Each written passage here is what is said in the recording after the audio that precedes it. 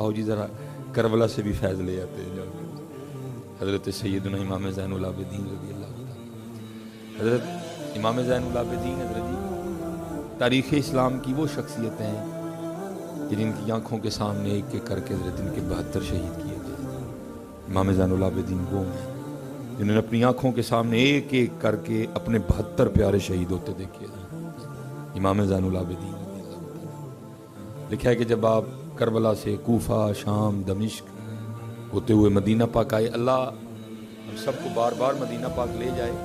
اگر مدینہ پاک آپ کا کوئی جاننے والا ہو نا تو اس کو ضرور کہیے گا یار مجھے امام زین العابدین رضی اللہ تعالیٰ عنہ کے گھر کی زیارت کروا. آج بھی موجود ہے. سعودیہ والوں نے اپنی عادت کے مطابق حضرت اس گھر کے ساتھ بھی کوئی اچھا سلوک نہیں کیا، اس کو مسمار کر دیا ہوا ہے، بلکہ سڑکیں تک بن چکی ہیں. ایک بطور یادگار حضرت یہ جتنا یہ ٹیبل ہے نا، میرے خیال سے اتنا ایک کمرہ رہ گیا جس کے ارد گرد لوہے کی بڑی بڑی سوراخیں لگی ہیں، اور اس گھر کے دروازے کے اوپر آج بھی پلیٹ لگی ہے جس کے اوپر لکھا ہوا بیت الحزن، غم کا گھر ہے. اور یہ ہو نہیں سکتا حضرت اگر آپ کے دل میں اہل بیت کی محبت ہے تو آپ وہاں کھڑے ہیں اور آپ کو رونا نہ ہے. آپ کو خود ہی نہیں پتہ لگے گا آپ رو کیوں رہے ہیں. ایسا دل نرم ہوتا ہے. تاریخ نے لکھا ہے کہ امام زین العابدین رضی اللہ تعالیٰ عنہ اسی گھر میں تھے. یزیدی سپاہیوں میں سے ایک سپاہی آیا اور اس نے آ کے امام زین العابدین سے پناہ مانگی، جس پر یزید خفا ہوا تھا کسی بات پہ. امام صاحب نے اس کو پناہ دی، 3 دن 3 راتیں رکھا. وہ لکھا جب جانے لگا تو امام صاحب نے اس کو کثیر رقم بھی عطا فرمائی. تاریخ کہتی ہے وہ یزیدی سپاہی تھوڑا سا آگے جا کے واپس آیا اور آ کے امام کی بارگاہ میں عرض کرتا ہے حضرت لگتا ہے آپ نے مجھے پہچانا نہیں. آپ نے فرمایا تیرے دل میں یہ خیال کیوں آیا؟ عرض کرتا ہے حضرت اگر پہچان لیتے تو اپنے والد، اپنے بھائیوں اور اپنے جانثاروں کے قاتل کو گھر تو نہ رکھتے اور جا تو اتنا مال تو نہ دیتے ہیں. نہیں پہچانا اسی لیے تو رکھا ہے نا. آپ نے آگے سے جواب ارشاد، آپ نے فرمایا سن لو، جب تو نے میرے بابا حضرت سیدنا امام حسین رضی اللہ تعالیٰ عنہ پہ تلوار کا پہلا وار کیا تھا میں تو تب کا تجھے پہچانتا ہوں. فرق صرف اتنا ہے وہ تیرا کردار تھا، یہ میرا کردار ہے. اللہ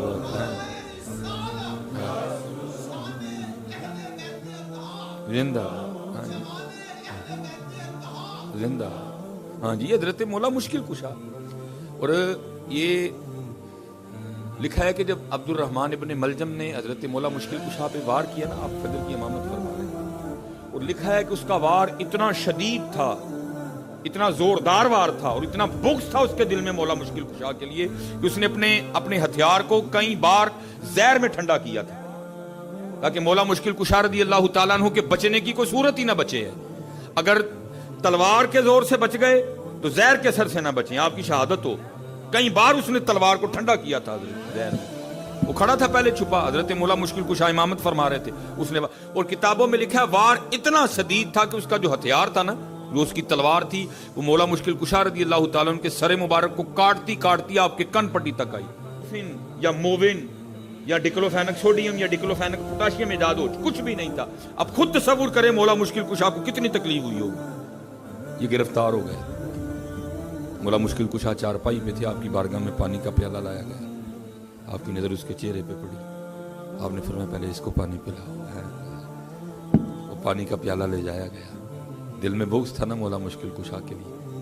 اس کے بغض نے اس کو اس بات پہ آمادہ کیا کہ پانی نہ پینا کیونکہ اس میں تجھے مارنے کے لیے زہر ملایا گیا. اس نے پانی پینے سے انکار کر دیا. پیالہ اسی طرح واپس آیا.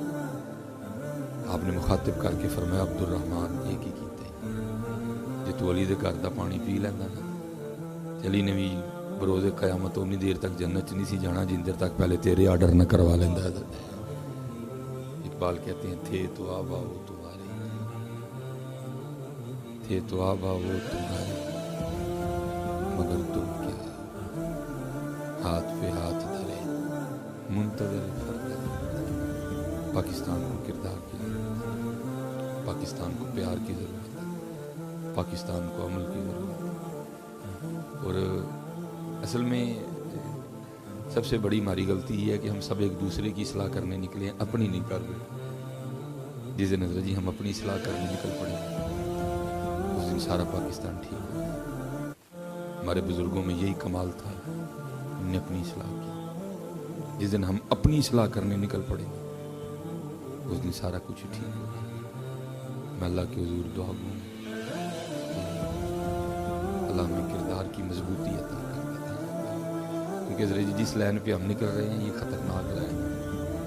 ہمارے بزرگوں نے دل جیتے ہیں، اسی مارن ٹور پہ میں نے کہا بھی میں مسلمان تو ساڑھے کو ہونا کوئی نہیں، ایسے سارے مار چھڑو کیونکہ مسلمان ساڑھے کو کوئی نہیں ہونا، ہمارے پاس وہ کردار ہی نہیں ہے کہ ہم کسی کو مسلمان کر سکیں۔ وہ گئے جنہوں نے اپنے کردار سے مسلمان کیے، مار تو دارے کیونکہ مسلمان ہم کرنے سے رہے۔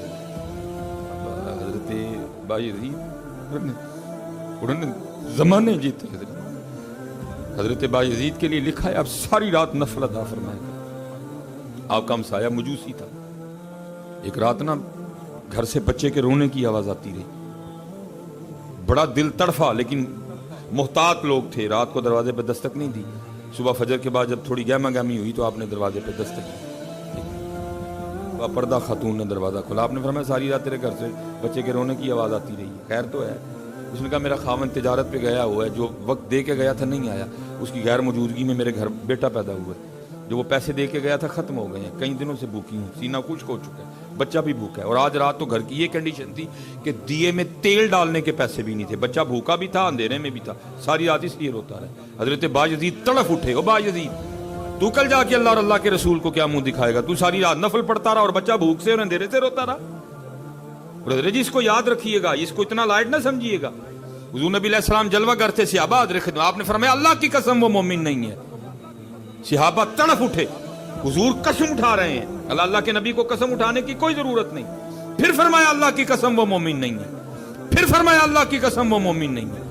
صحابہ رو کے عرض کرتے ہیں اللہ کے رسول وہ کون ہے جس کے لیے آپ 3 بار قسم اٹھا کے کہہ رہے ہیں وہ مومن نہیں ہے؟ آپ نے فرمایا وہ شخص جس کے کسی کام کی وجہ سے اس کا ہمسایہ پریشان ہو۔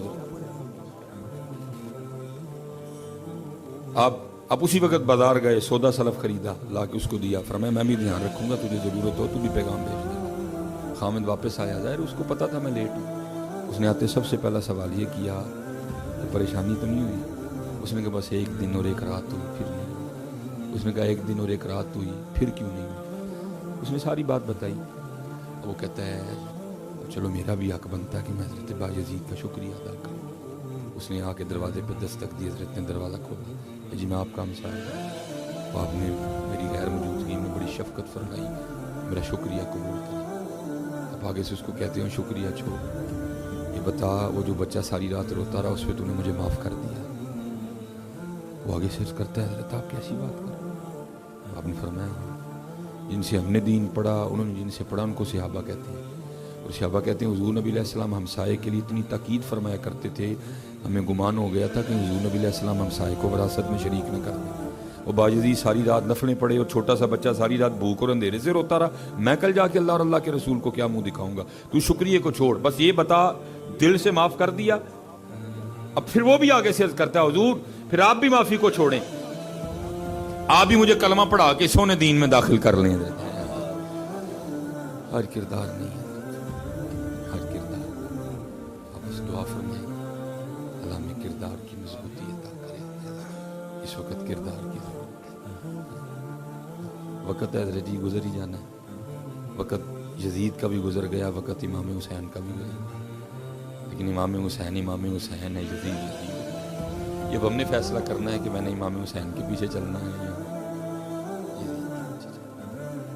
وقت جو ہے نا وہ موسیٰ علیہ السلام کا بھی گزر گیا، پھر ان کا بھی گزر گیا۔ فیصلہ بس ہم نے یہ کرنا ہے کہ ہم ہیں کس کے ساتھ۔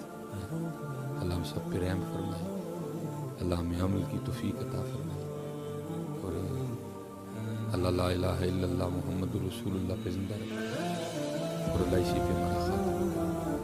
وما علینا الا البلاغ المبین صحبہ وبارک وسلم۔ یا اللہ اقبال بڑا ہرجائی ہے، من باتوں میں منہ لیتا ہے، گفتار کا غازی بن تو گیا، کردار کا غازی بن نہ سکا، مالک کردار دا غازی بن، بڑی گلاں کر لی ان کردار دا غازی بنا، کوئی نماز نہ چھٹے، غفلت تاری نہ، اے زبان تیرے اور تیرے محبوب دے ذکر نہ تر رہے، ملک پاکستان دی خیر فرما، جس مقصد لی لیا گیا دور دور تک مقصد نہیں ہے۔ یا اللہ ظلم انصاف مولا فضل